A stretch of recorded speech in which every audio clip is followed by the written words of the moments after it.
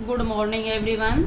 MS education में आपका हार्दिक स्वागत। आज मैं सामान्य हिंदी में आपको एक टॉपिक संज्ञा शब्द पढ़ाऊंगी। संज्ञा नाम को बोलते हैं, जानने का माध्यम भी है और संज्ञा शब्द सम प्लस ज्ञा से बना है। सम का अर्थ होता है अच्छी तरह से और ज्ञा का अर्थ होता है जानना।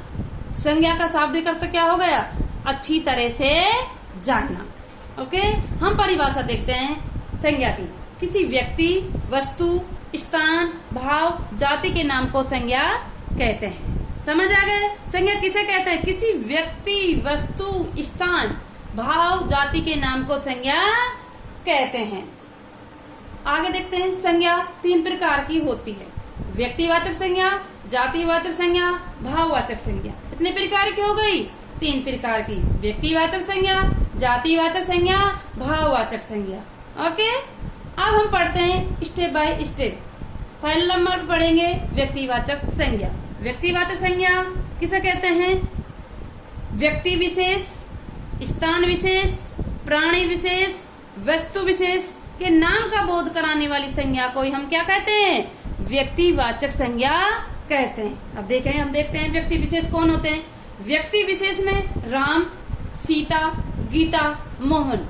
कोई विशेष व्यक्ति का नाम लिया तो वो कौन हो गया? व्यक्तिवाचक संज्ञा। व्यक्तिवाचक संज्ञा। प्राणी विशेष में देखें चेतक। चेतक कौन था? महाराणा प्रताप का घोड़े का नाम क्या था? चेतक।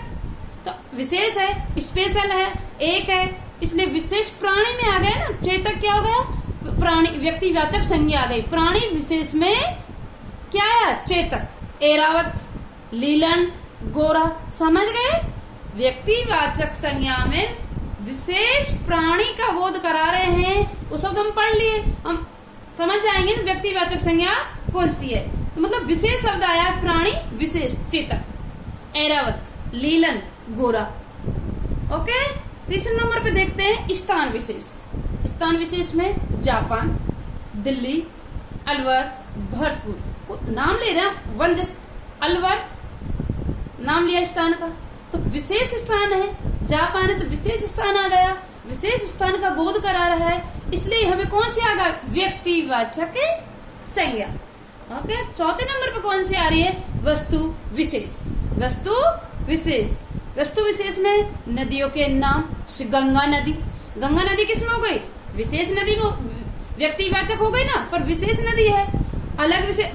वस्तु विशेष में नदियों के नाम आ गए, पहाड़ों के नाम आ गए। रामायण वस्तु विशेष में आ गई, रामायण तो अलग है, व्यक्ति अलग बोध हो रहा है वस्तु का। पुस्तक रामायण, मीनारों के नाम। इस तरह से हमें व्यक्तिवाचक संज्ञा का, विशेष व्यक्तिवाचक संज्ञा में व्यक्ति विशेष का, स्थान का, प्राणी विशेष का, वस्तु विशेष का बोध हो रहा है, उसे हम व्यक्तिवाचक संज्ञा कहते हैं। इसी तरह में एग्जाम्पल से समझ आ गया तो हम कंफ्यूजन नहीं होंगे। व्यक्तिवाचक, अगर हमसे क्वेश्चन पूछ लेता है कोई, व्यक्तिवाचक संज्ञा किसे कहते हैं, जातिवाचक संज्ञा किसे कहते हैं, एग्जाम्पल दे देते हैं, कौन सा उदाहरण व्यक्तिवाचक संज्ञा का है या नहीं है, तो हम देख सकते हैं ये व्यक्तिवाचक संज्ञा का और ये जातिवाचक संज्ञा का। अगर हमें बेस समझ आ गया, मेन मूल शब्द आ गया, व्यक्तिवाचक संज्ञा होती क्या है, हमें एक चीज ध्यान रखनी है, ओनली विशेष शब्द याद रखना है। क्या रखना है? व्यक्ति के व्यक्तिवाचक संज्ञा में विशेष शब्द याद रखना। अगर विशेष स्पेशल है तो कौन सी संज्ञा आ जाएगी?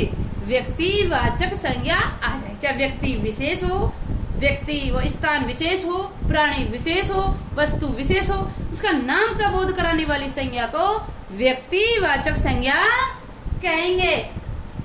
ओके, आपको अच्छा लगा हो तो चैनल को लाइक एंड सब्सक्राइब करें। Thank you.